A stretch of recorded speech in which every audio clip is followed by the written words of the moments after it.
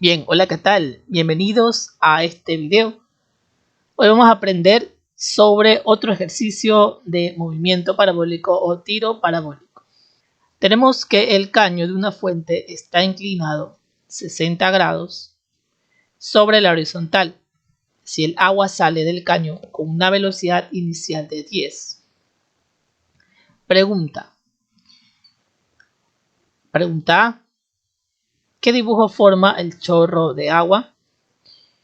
Muy bien, como nosotros sabemos y hemos estudiado, el movimiento parabólico tiene siempre una forma de parábola. Entonces, si hacemos la situación, si la dibujamos, vamos a obtener lo siguiente. Si aquí al piso aparece el chorro, ¿verdad? Este chorro está siendo lanzado con una velocidad. Esta velocidad es una velocidad que tiene un ángulo. Esa velocidad inicial me está diciendo. Ahí está la velocidad inicial que tiene un ángulo con la horizontal de 60 grados. Entonces ese chorro va primero a subir y luego por efecto de la gravedad va a bajar. Va a haber un punto donde va a bajar. ¿Ok? Entonces tiene una subida, un punto máximo, un punto más alto y luego la bajada. Ese chorro tendrá una forma parabólica, ¿no? En forma de parábola o forma parabólica. Parábola. Ok. Entonces el dibujo del chorro sería más o menos algo como eso. Muy bien. Para responder el literal B, nos están pidiendo qué altura máxima alcanza el agua. Entonces, como les decía, ese chorro, al momento de la subida, va a alcanzar el punto más alto. Ese punto más alto, en la parte vertical, va a ser la altura. Y esa altura va a ser la altura máxima. La altura máxima que ese chorro puede llegar. Bien, y para encontrar esa pregunta, tenemos que valernos de las fórmulas del movimiento vertical o caída libre. Acordémonos que el movimiento parabólico está formado por dos movimientos. El movimiento rectilíneo uniforme, que es el movimiento horizontal, y también el movimiento rectilíneo uniforme variado, que en este caso sería la caída libre, que sería el movimiento vertical. ¿Ok? De esas dos formas está dividida el movimiento parabólico. Entonces, para analizarlo de manera vertical, vamos a usar las fórmulas de caída libre, que están en la parte izquierda de la pantalla. Bien, ¿qué fórmula usamos? Vamos a usar la última fórmula para encontrar la altura máxima. Entonces, altura máxima va a ser igual a la velocidad inicial, pero esa velocidad inicial, como la estamos analizando en Y, vamos a ponerle el nombre específico que sería velocidad inicial en Y por el tiempo. Este tiempo también es importante saber que como estamos diciendo que vamos a buscar la altura máxima, el tiempo tiene que ser desde el punto del inicio hasta el punto donde está la altura máxima. Desde el inicio hasta el punto más alto. Si se dan cuenta, eso está subiendo. Entonces ese tiempo es solamente el tiempo de subida. La mitad del tiempo total. Solamente vamos a analizar el tiempo de subida, que siempre es la mitad del tiempo total. Entonces, velocidad inicial en Y por tiempo de subida. ¿Qué signo continuamos? Bueno, aquí vamos a continuar con el signo menos, debido a que nuestra referencia hacia abajo va a ser siempre el negativo, nuestra referencia, porque la gravedad, que siempre va hacia abajo, es la que nos va a dar el signo que tenemos aquí, el signo menos. ¿Ok? Ahí va el signo menos por la gravedad, por nuestra referencia, más bien la referencia hacia abajo es negativo. Entonces menos un medio de gravedad por el tiempo, el mismo tiempo de subida elevado al cuadrado. Muy bien, pero aquí vamos a tener dos incógnitas. La velocidad inicial en Y y el tiempo de subida. Son dos incógnitas, el cual tenemos que averiguar. Muy bien, para averiguar esa incógnita vamos a usar lo siguiente. Primero vamos a averiguar cuál es la velocidad inicial en y. Como había comentado, la velocidad inicial que tenemos por allá es una velocidad total, pero esa velocidad se puede descomponer en horizontal y vertical. ¿Ok? Esa velocidad inicial, que es un vector en principio, se puede descomponer en dos velocidades: velocidad inicial en X y velocidad inicial en Y. Y ahí nos damos cuenta que está lo que queremos, la velocidad inicial en Y. Ahora, esa velocidad inicial tiene un ángulo o forma un ángulo con la horizontal de 60 grados. Entonces, para encontrar la velocidad inicial en Y, hacemos uso de las funciones trigonométricas, formando un triángulo, y de ese triángulo encontramos el valor de velocidad inicial en Y. Para términos prácticos, por lo general, la velocidad inicial en Y siempre es la velocidad inicial multiplicado por el seno del ángulo que forma con la horizontal. Entonces aquí podemos encontrar que la velocidad inicial en Y es igual a la velocidad inicial, ya nos dieron, vale 10, nos lo dicen en los datos, ahí arriba 10 multiplicado por el seno de 60 grados, el ángulo con la horizontal. Por lo tanto, obtengo que esa velocidad inicial en Y va a ser igual a 8.66 metros sobre segundos. Ok, ya obtuve la velocidad inicial en Y. Ahora nos hace falta el tiempo de subida. Para el tiempo de subida vamos a usar esta fórmula que dice así, la que está arriba. Dice velocidad final es igual a velocidad inicial menos gravedad por tiempo. Bueno, aquí le cambia menos por la situación que nuestra referencia es que la gravedad, como va hacia abajo, para nosotros abajo es negativo. Por eso pongo negativo. Y aquí le cambiamos, le ponemos que velocidad final se refiere a la velocidad final en Y, y acá también velocidad inicial en Y. ¿Cuál es el tiempo? Bueno, el tiempo que estamos usando nosotros es el tiempo de subida, que es el que queremos encontrar. Muy bien, algo más que también es importante es lo siguiente: ¿de dónde saco esta velocidad final, velocidad inicial? Bueno, acuérdense que estamos solamente analizando la parte del inicio, donde sale el chorro, hasta el punto más alto. Eso es lo único que estamos analizando. Es decir, nuestro inicio es justamente ahí y nuestro fin es en el punto más alto. Entonces, aquí tenemos la componente velocidad inicial en Y. Y por aquí vamos a tener la componente velocidad final en Y.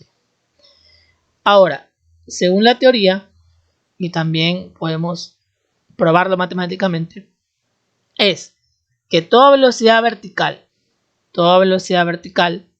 en el punto más alto de la trayectoria siempre va a ser igual a 0.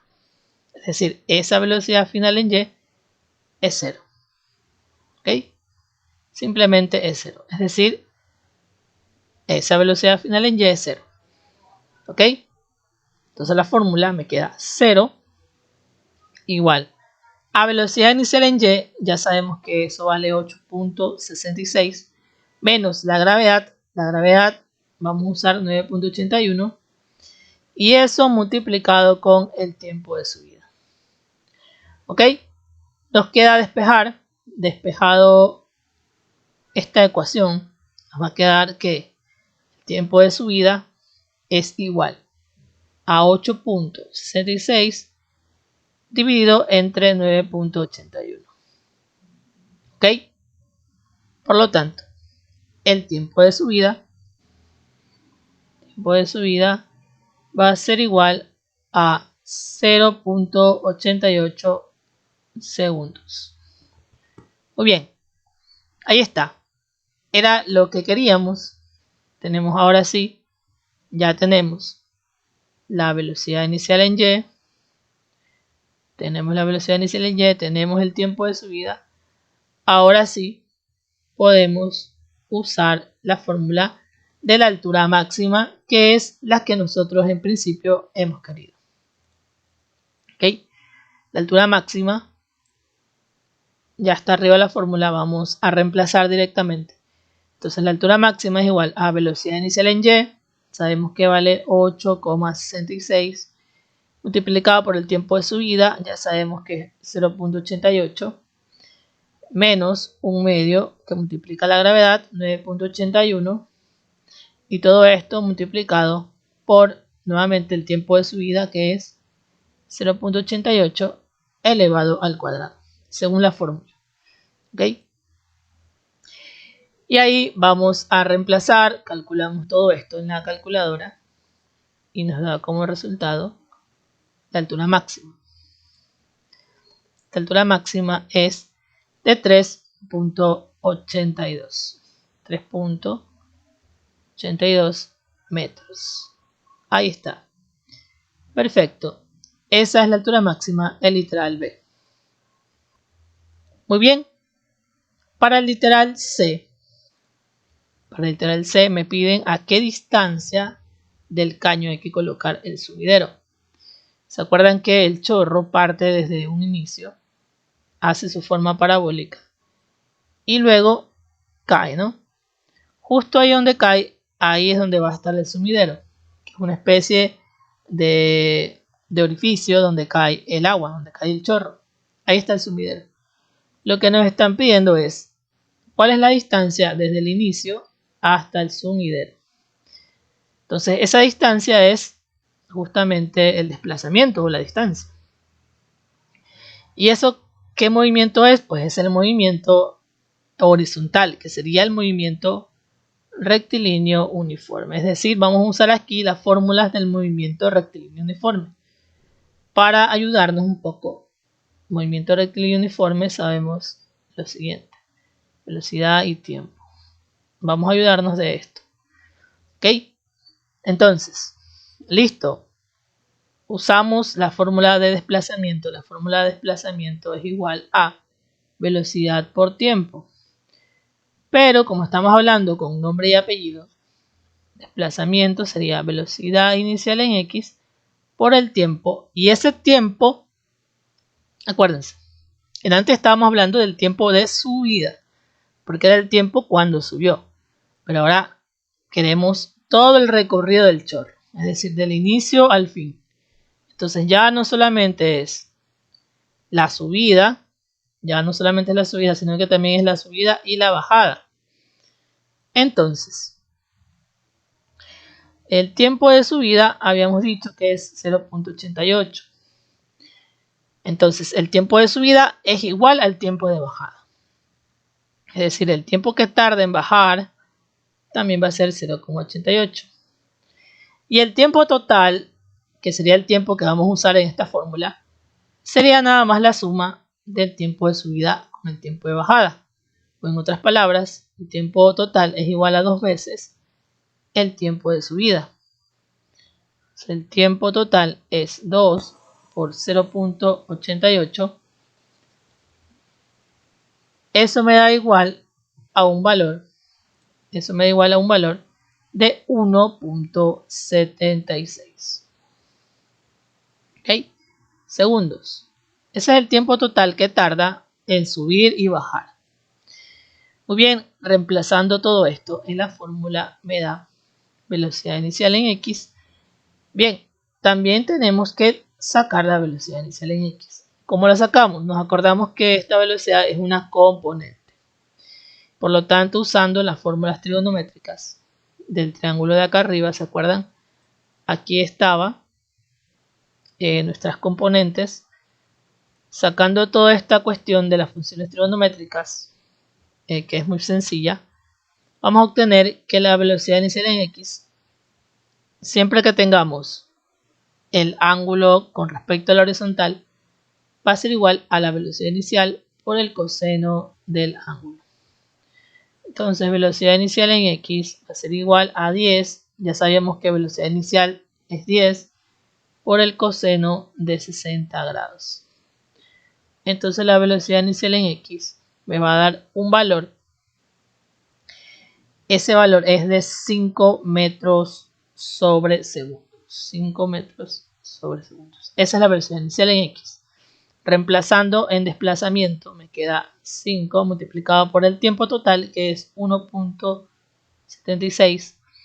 Haciendo ese cálculo obtengo el desplazamiento el cual me están pidiendo. Ese desplazamiento va a ser de 8.8 metros de distancia, ¿no? Ok, y esa es la respuesta que me están pidiendo. ¿A qué distancia del caño hay que colocar el sumidero? Habría que colocarlo a 8.8 metros, ¿no? Desde el inicio hasta el final. Ok, y para responder la última pregunta, veamos. ¿Cuál es el módulo de la velocidad del agua cuando cae del sumidero? Ok, aquí esta pregunta es fácil de responderla. Porque primero en principio sabemos que inicia con una velocidad inicial. Ok, es la velocidad con que sale el chorro. Pero resulta que en el movimiento parabólico, la teoría dice que así como sale con una velocidad, va a llegar con una velocidad. Es decir, hay una velocidad de impacto.